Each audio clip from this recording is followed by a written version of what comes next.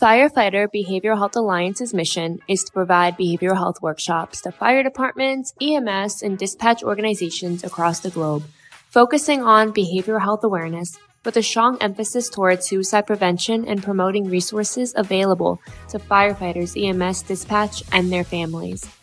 Welcome to Normalize the Conversation. I'm your host, Francesca Reicheter, and today I'm joined by the founder of Firefighter Behavioral Health Alliance, Jeff Dill.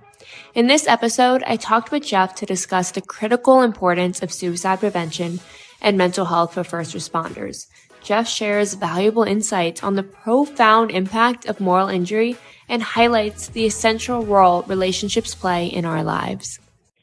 Jeff, thank you so much for joining me today. I am very excited for our conversation, but before we begin, I want to check in. How are you really? Life is pretty good. I'm in a very stressful situation, both with the nonprofit that I run, as well as my full-time job here as a behavioral health administrator for a large Nevada city. So it can be challenging because, like every other human being, we have things going on in our personal lives. But I've truly been blessed to the ability to able to express and handle things that go on in my life. So very, very fortunate. I think a lot of it has to do with my upbringing from my parents who are still alive. My dad's 91, my mom's 85. So a lot has to do with the history of the way I was raised and my beliefs and spirit. I love that. It's so important to kind of have that ability to recognize the difficult times and what we're going through, but then also be able to kind of change that outlook and push through and be able to talk about it, but not be weighed down and consumed by it. That's something that I'm working on, kind of finding that balance. I don't know Right. if anyone can tell, but my mascara is running a tiny bit because I was crying about 10 minutes ago because I was just having one of those days and it was a great morning. Then all of a sudden something happened. I'm like, the world is ending and having to pull myself back up. I can't wait to get to the point where I don't have to cry to pull myself back up first, but slow steps. But at times that might be your coping ability is Yeah. to, have some release, some the stress and pressures, and flow some tears to help you balance yourself. So, it's take what works for you, and if that's what it is, then go through with it. So, you know, th- I don't know what was the stimulus that or the catalyst for your down moment, but we all have them, and the ability to recognize them is a key aspect when you talk about behavioral health. It really is being able to recognize it and kind of finding that comfort in your coping mechanisms. For me, for a long time, I'm a crier, always have been, probably always will be. And for a long time, I was like very embarrassed by it. And I would start crying, and people would be around like, "What's wrong with you? You're acting like a baby. Grow up." What we like to tell kids and then teens. And now I've gotten to the point where I'm like, I will tell people I'm crying. I'll post a picture on my stories and say like, I've had a good morning and then I start crying and it's been tough. But I have not let go of that kind of like, "Ugh, I need to stop crying." I still have that voice and maybe you'll be the one to get through to me, hopefully, because it's so important to find those coping mechanisms that work for us and not use them against us. No, how easy it is for us to post something social when things are good. Yeah. We throw all these smiley memes and things, and yet when life is a challenge, that's when we really show our strength to say, "Hey, I need some help. I need to bounce some emotions off people." And you'll find in most cases people respond to it. So I always say, hey, put pride to the side and reach out for that help. Express those emotions that you're struggling with, and it just indicates that hey, we're all human beings on this earth. No matter what the country, the religion, the gender, or whatever the nationality, we're all human people. And I think you see it come to life when you watch the Olympics. You're rooting for your country. It doesn't matter male, female, or whatever the nationality it is. We're pulling because they're part of the country, and we have pride in that. Well, we can do that as human beings. We have pride being human beings, and that we need to reach out for not only the good times but the bad times as well. Yeah. Stay the course, okay? Will do. It is as human beings, we are all susceptible to mental health conditions, mental health symptoms, struggling. I mean, it's part of life. You have the good and you have the bad, unfortunately. I wish we didn't. I wish I could snap my fingers and everything be better, but that's just not the case. So being able to get to a point where we recognize that this happens and there's things we can do, and that's kind of what I love about you. And when I found out about you, Firefighter Behavioral Health Alliance, and the work you're doing, it's so important to bring that awareness, but then also offer resources and help people find resources that can help them because we know there's become a big shift in awareness, but there needs Right. to be that continued shift into more conversation on here's what can help you. Start pushing toward preventative. And I just love that you do that. I appreciate it. When we really started talking about behavioral health, when I founded in 2010, you have to understand the culture of the fire service. You don't show any emotions; you show strength. People depend upon that when they call you to always show that courage and the bravado-ness that the fire service encompasses, both for males and females. And when we started really talking about this, the PTS and the depression, we got beat up because that was something that you just didn't talk about. The PTSD we were told was that's a military issue, and suicides, the numbers that you're collecting, you're making those things up. And yet here we are 14, 15 years later, and we've come a long ways. There's no doubt about it in the fire service, but we have a long ways to go. I mean, fire service has been around since Ben Franklin, 1770s, and we've only really started talking about behavioral health 14, 15 years ago. But we have made strides. Like I said, though, we've got a long ways to go. It's really disheartening when you start talking about it and you start trying to put that awareness out there, and people are like, nope, that's Right. not real. You're lying. You're making this up. This isn't. It's invalidating and gaslighting you, and that's really hard, one, just as a human being struggling, but then also as a firefighter, right, in this profession where you're seen to be very tough, and then you're opening for that moment of vulnerability where your job is always to protect people, and now you need some kind of support to be gaslighted and validated.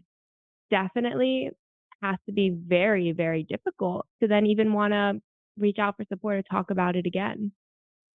No, and you're trusting people. When you go onto those Yeah, calls, you're trusting them to cover your six. They'll be there for you. Uh, yeah. But unfortunately, people are just not under the full understanding of what it means to be there when they're struggling mentally. And either they're uncomfortable, they don't want to ask questions, they don't know the right questions to ask. And so a lot of times they'll just ignore it. And so this becomes a problem for that person who's struggling, thinking, oh, I'm all on by myself on this issue. I have to handle it by myself. No one really understands what I'm going through. And so trying to bring that education to our brothers and sisters of understanding what issues that we might be dealing with. How do you approach people? How do you listen? Which is key because in the first responder world, we're always asking the questions. I was a medic for many years. Ma'am, we're here to, we understood that you possibly taken your life. What type of pills did you take? How many pills did you take? Did you take alcohol with them? And yet, when we have a brother or sister struggling, it's difficult for us to listen. And so, understanding that aspect of it is very important when someone's talking to you. And then, what we called, when our first workshop ever was for Philadelphia Fire Department in 2010, we had two themes, and that was be direct and challenge with compassion. If it doesn't sound right, challenge it with compassion. Like, hey, Jeff, you're saying you're doing okay, but you're really angry lately. You're really starting to throw things around, very short on your responses, and that's not like you. And that's what I mean by challenging with compassion. So just don't let it go. You're feeling okay? Okay, all right, let's go. Hey, what do I have for lunch now today? And that can be very difficult. And a lot of times it's because most people don't know what to respond with. They don't know how to come back and say something. And I tell people all the time, it's not, oh, are you thinking about hurting yourself? Hurting yourself means I run into that wall 5 times. It is kill. And if you've never asked a loved one or a friend, are you thinking of killing yourself? It is a damn difficult question to ask. And so all these things are new for us in the first responder world. But we're just trying to bring a little of that education because, like I said, I have traveled over 1,000,000 miles. I've spoken to thousands and thousands upon thousands of our brothers and sisters and the family survivors. And it's not Jeff pulling stuff off the internet. It's the message from our brothers and sisters, and it's an important message that needs to be heard. It's a very important message, and I love that distinction in language because it's really, really difficult for us to ask someone, "Are you thinking about killing yourself? Are you thinking about ending your life?" People like to kind of stray away from those words, and they think that people always say to me, "Well, if I say that, then they're gonna wanna do it, or they're gonna think that I think of them that way." And I'm always saying that it shows that you understand how serious it is and how serious their pain is and that you're willing to be there. Because if you dance around it, at least for me, that language makes me not want to tell you because I don't think you can handle it because you're so afraid of using that word. Right. And unfortunately, over these years, I've lost well over 20 people that I've come to know that were either asking us for how to create peer sport teams or just looking for some help and find them counselors that unfortunately they succumbed to the battles that they were facing and challenges that they were facing. But in our conversations with people throughout the years, that was never the issue, whether we asked them if they were thinking about killing themselves. They're dealing with a lot more in-depth issues that are going on, and just putting it out there lets them know, hey, maybe Jeff is someone I can talk to because he's not afraid to ask me these questions. And so it's very important to use the right terminology. I've learned a lot. I mean, I never use the word trigger anymore either. That's out of my vocabulary. And that actually came from a family member. We host an annual weekend retreat for family survivors of first responders, EMS and fire and dispatcher suicides. And I'll never forget a few years ago, I asked the spouse who lost her husband, I said, well, what was the memory that triggered that emotion and things? And she said, Jeff, she says, I love you. She said, but could you not use that word because I found my husband and he died by firearm.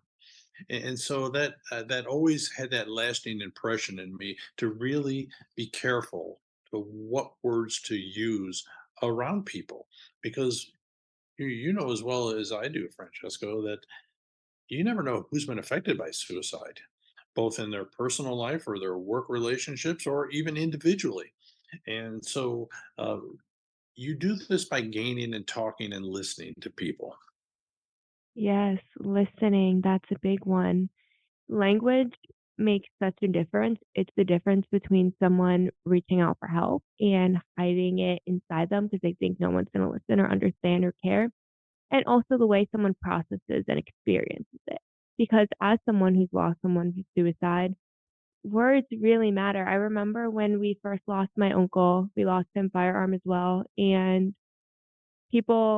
first of all, the lady at the bank was like, wow, he's so selfish, and just started like this whole thing. And my aunt, I mean, it's been maybe a week, and my aunt's just crying hysterically, like, I can't believe this is what she's saying to me.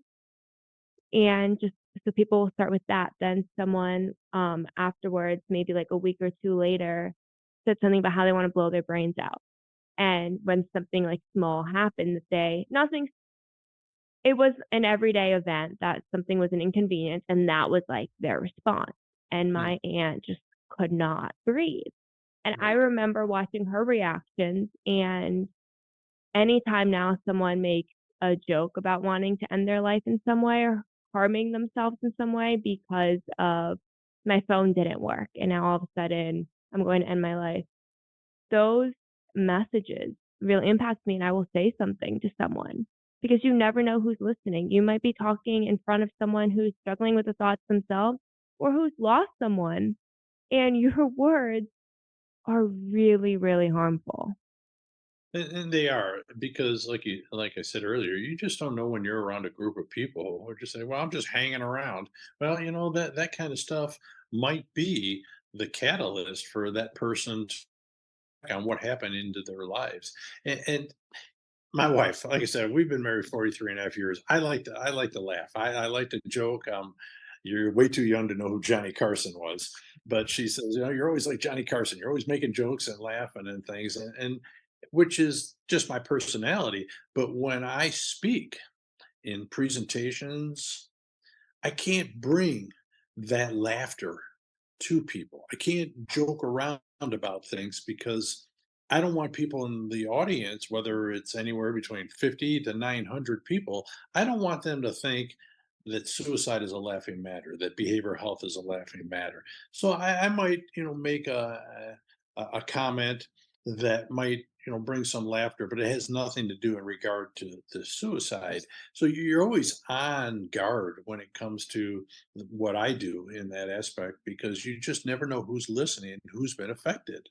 So it's a challenge, there's no doubt, but it's not to the point where I'm paranoia about things. I can't say that, do this and that. You still have to live life, and you still try to have to help and comfort. And there's a thing that I coined a phrase called internal size up. And internal size up is something that you could use, Francesca. And that means you have to ask yourself two questions every day. Why am I acting this way? Why am I feeling this way? And the best thing that you can do is listen to others because they see you better than you will ever see yourself. Now, you're more in tune with yourself, but still, there might be subtle things that you might be emitting that people can see personality wise, facial expression, body language, tone of voice.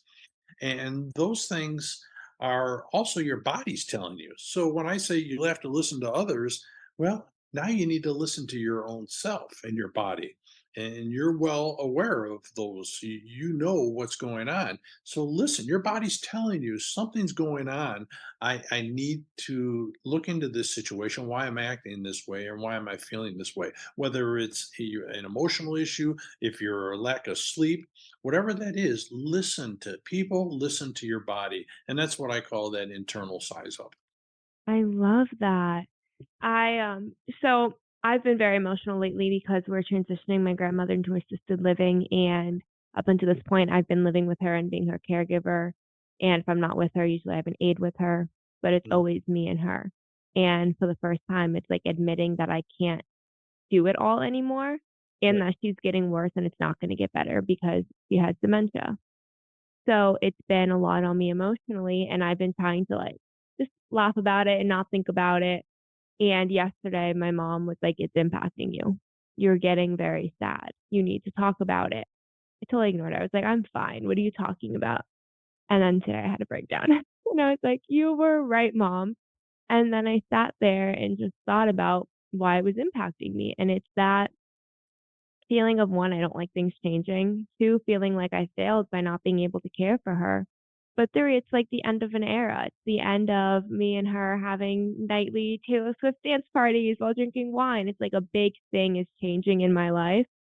And just my mom recognized it. And if I had done an internal size up yesterday, I would have maybe understood, or even when I was crying, I would have understood what was happening instead of now connecting it. So you just helped me, but thanks. And that's what we call what you're battling also is moral injury.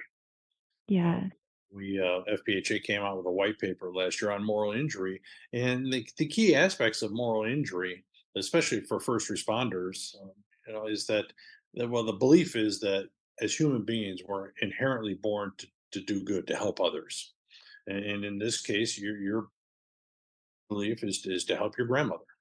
And so, as for let's say first responders, unfortunately, people think, well, we're out there saving lives right and left.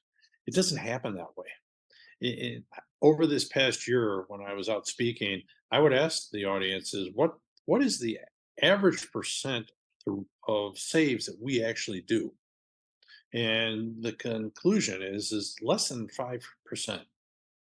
Meaning by the time we get to the full arrest, the drowning, the suicide attempt, the vehicle accident, people caught in fires, we don't really save as many as we want to believe. And so that breaks into, because we're trained to do that as paramedics, as firefighters, we're trained to save lives, and it doesn't happen. So you start feeling that helplessness. And that's what you're doing with your grandmother. You're starting to feel helpless that I'm supposed to do more and help her make her life comfortable. But it's not happening. So, where PTSD is trauma based, fear based, moral injury hits our emotions, our heart, our beliefs, our spiritual beliefs. And so this becomes a real challenge because one of the key aspects of moral injury is betrayal. Betrayal by management, if in the fire service, betrayal by others or our own selves. That we feel like we're betraying. I feel like I'm betraying my grandmother because I now have to put her into a home. And believe me, my mom or my wife, we went through that with our in-laws. They both, went through the dementia before they passed away, and it is difficult. It's absolutely difficult. And so you feel, you're betraying your grandmother because, oh, I can't take care of you anymore. And for all those who've been out there, have been caregivers, it is it is a very cumbersome position to handle. As much as love you have and physical and mental ability, it does wear you down. And so finally, you have to admit that I can't be there 24/7. And so now we feel betrayed. So that's that moral injury aspect because it affects our emotions. And I based that moral injury, we have more moral injury than post-traumatic stress in the fire service, is because in our data of 2,082 fire and EMS and dispatcher suicides, the number one known reason why my brothers and sisters are killing themselves is relationships, whether it's personal or on the job relationships, and followed by depression and then PTSD. Now, does post traumatic play a key in aspect? Absolutely, it does. I mean, we see some horrific things. But that relationship issue is something, and I'm just listening to your relationship with your grandmother. It's very special. It's something that you don't want to lose. But unfortunately, I've been there. I've lost my grandparents, and I've lost my in-laws. And I told my wife the other day, about maybe a week ago, I moved out from New York when I was 18, and my dad and I, he was the coach. He was baseball coach, basketball coach. My mom was the Boy Scout troop leader and things. And then when I moved, my dad and I would have golf tournaments. We'd meet halfway in between, and we have a trophy that, between who won, father or son, and things like that. But I told my wife, I said, as I love my mom, I love her, the things that she does, but I will struggle with my dad's passing because my mom has two daughters, my two sisters, and I was dad's son. And so I told her, I said, I'm going to probably struggle. I know that right away. And because he's just like me, we're very quick witted, we're very funny and things. So you know these things going in relationship wise. And so I feel that moral injury aspect of, did I have to leave at 18 to find out who I was and things? And look at all that I lost from my mom and dad, being around my mom and dad. But they also raised me to be strong and independent. And FBHA never would have happened. Never would have met my wife and my two girls. Never been in the fire service if I stayed in Rochester, New York. So you have to really look at it in that aspect of totality, not just one individual, that you're handling with your grandmother. It's the totality of what she's bringing to you, the emotions that you'll carry and pass on to, your loved ones in your lifetime, your friends in your lifetime, your pets, whatever it is. And so that's where I really shine and thank God for what I have relationship wise with my parents. Yeah, moral injury. I really love that term you coined because when it comes to emotions, a lot of people don't want to admit that they have emotions, right? We only want to have the happy emotions. Right. But when you're able to kind of reframe it to the words moral injury, and it's something that is based on our emotions, based on behavioral health, but it doesn't sound in the connotation behind someone have struggling with their emotions, unfortunately, has been made to be very negative, weak, and I don't know why, because being vulnerable, in my opinion, is a strength, but it has been given that negative connotation. So by changing that kind of connotation, by coining that term, I think that helps a lot of people recognize it's something that happens to us and it's something we can do about it. It's something normal that we can struggle with. We can get any kind of injury, right? You can stub your toe, you can break your arm, you can blow out your back, blow out your knee. You can do all these things. Injuries happen, and there's things, resources, support available. So I really love the way I love that term. Yeah, it was actually up in cultural brainwashing, but the military had been studying moral injury for a very long time. And I spoke with them who did a lot of their studies, and they said you can have post traumatic stress and moral injury at the same time, but the treatments are different. And so when I looked at my data, I found that we lost 40 brothers and sisters who went to inpatient facilities for addictions, PTS, and depression. And when they came out, they still ended up killing themselves. And it just makes me think, where maybe they're struggling with moral injury.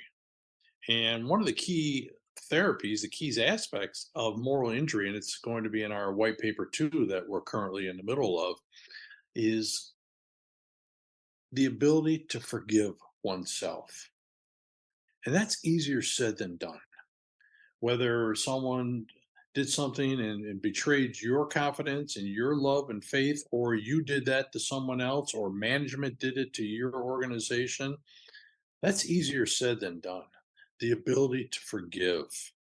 And so and when the military, when I asked them, I said, when you looked at the suicides of the military veterans, where was the highest contribution to suicide to PTS and moral injury? And they said by far we lost more people to moral injury than post-traumatic stress.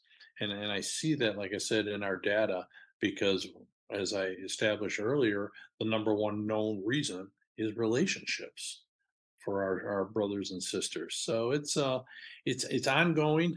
We like I said, we have workshops. We do things for our families and an annual weekend retreat. We do a nationwide We Remember night on the third Friday of May, where departments across the United States pull their rigs out onto the apron and they run their lights for 1 minute at 9 o'clock local to say we remember our brothers and sisters. We work. I get just a lot of calls and emails looking for counselors across the U.S. and I find them. I do that all for free. I vet counselors, being a licensed counselor myself. I know both sides of the wall from the first responder world. But it can be exhausting. There's no doubt about it. But there's a lot of good too.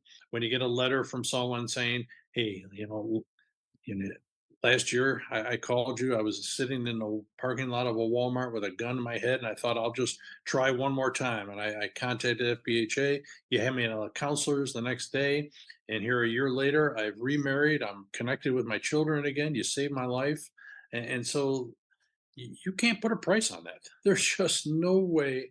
And I tell you that story, but if you ever go to our Facebook page or our web page, we don't put those stories. We don't share those stories because that's just between me and them, me and the good Lord.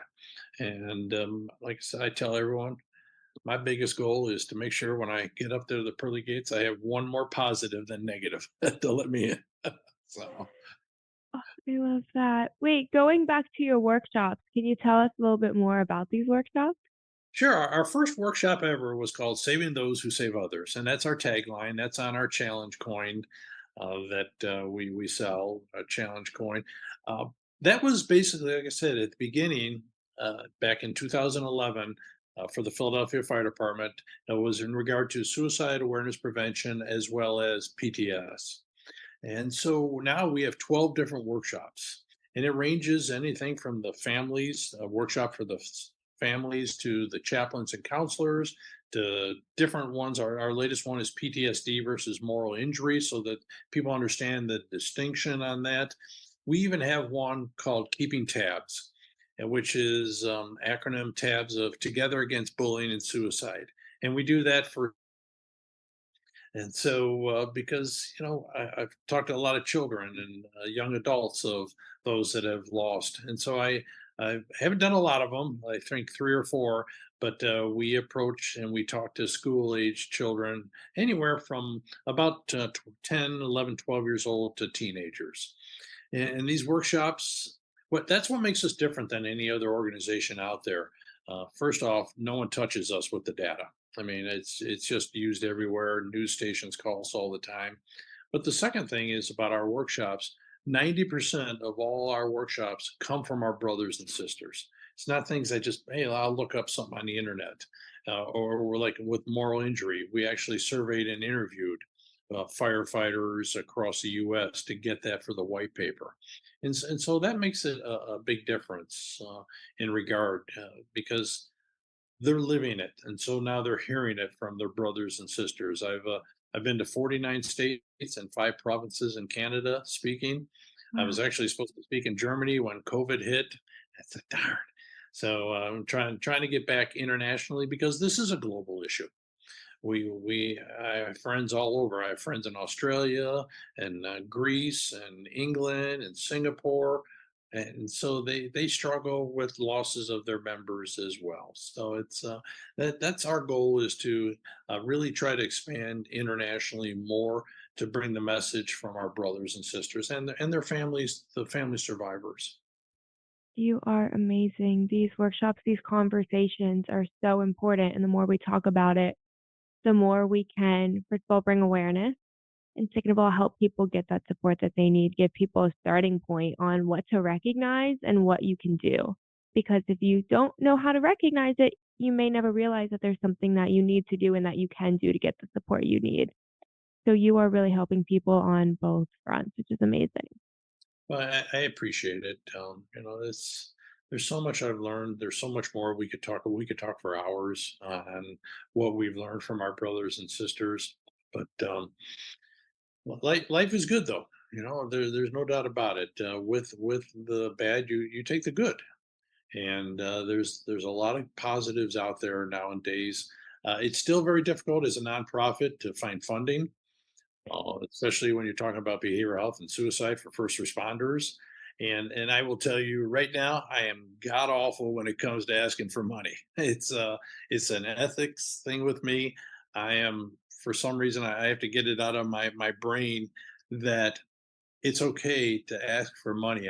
My belief is I'm asking for money based on the deaths of my brothers and sisters. But people say, yeah, but your role, your function as FEHA, it needs to survive, and you need doing that. And so it's an internal struggle with me right now. I struggle with that too. And the one thing that's been really helping me is that every single dollar donated directly goes back into saving someone's life. So with every dollar, every single thing that we do goes back into providing some sort of resource or support or preventative measure, or that just message that you're not alone to someone who's in that critical moment. So for me, kind of reframing it to that $1 can save at least one life really helps. I'm still not good at it yet. I'm learning. It's hard. It's hard to ask people for the money that you need in the most unselfish way to genuinely just help someone else. Well, a lot of times, a lot of the grants and things, they want to know what evidence can you produce that what you're doing is working. So, say if I went for a grant because I wanted to put a smoke detector in, excuse me, in every house in my community. Well, we could show that, hey, I took the $200,000, I bought, so many smoke detectors, and I put them in every house in the community. For us, I'm not going to have someone stand up in the middle of our workshop and say, hey, Jeff, because I'm here today, I'm not going to go home and kill myself. It's just not going to happen. So that's how they base the criteria of whether you should get funding and things. So it's very difficult to try to find that support, as you know. But you know what? 15 years, the good Lord keeps us going. So we enjoy it. The amount of people we met, the families that have become our loved families, is just absolutely incredible. Thank you so much for listening to Normalize the Conversation. Don't forget to subscribe, rate, and review. This podcast is an initiative of Inspiring My Generation, focusing on normalizing the conversation, bringing education and awareness to the forefront, and amplifying global voices to spark change and hope. Inspiring My Generation is a 501c3 nonprofit organization on a mission towards suicide prevention through awareness, conversation, education, and support. Connect with us on Instagram at Inspiring My Generation and visit our website inspiringmygeneration.org to learn more about our work and how you can make a difference.